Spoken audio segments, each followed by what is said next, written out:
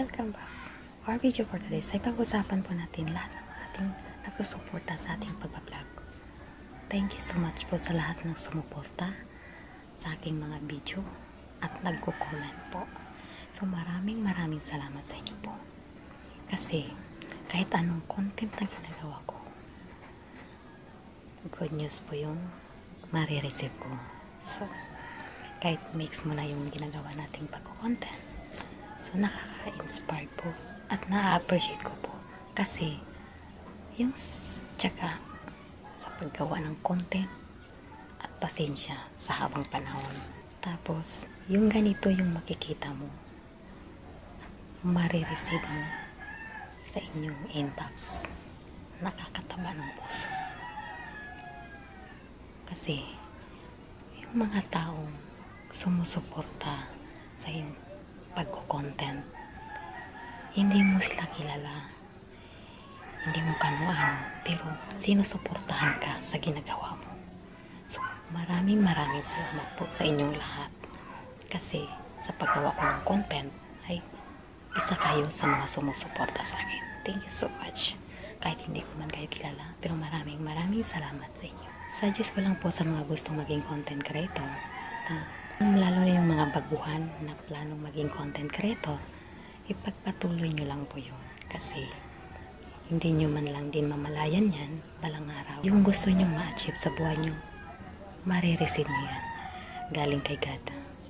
Basta maniwala ka sa sarili mo at kay God na matutupad yun balang araw. Siyempre, sabayan mo lang siya ng sipag at syaga sa paggawa ng content at pag-upload. So kailangan talaga guys is consistent ka sa paggawa ng content at pag-upload araw-araw.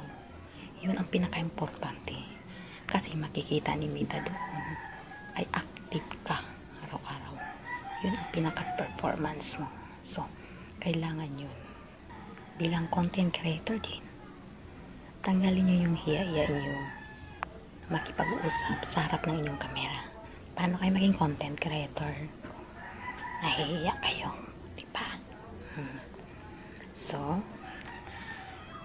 katulad ko rin na nag-uumpisa, minsan nahihiya. Relate ko rin yun guys.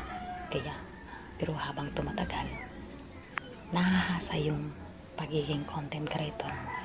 Sa paggawa ng mga content, nahahasa mo yung isipan mo. Makakuha ka ng idea. So, kailangan diskarte. Yun ang pinaka-importante sa paggawa ng content. Madiskarte ka. So, as content creator, huwag kang mahiya. Huwag mo isipin yung ibang tao. Ang isipin mo, ginagawa mo yan dahil may pangarap ka. Kapag yan ang maging puhunan mo sa ginagawa mo araw-araw, sa paggawa mo ng content, pag-upload, maniwala ka, one day maging successful ka as content creator. So kailangan talaga may inspirasyon ka kung bakit mo ginagawa yan. Yan ang importante. So that's all our video for today's, and thank you for watching guys. So paki-follow naman and like and share sa aking mga video. Thank you.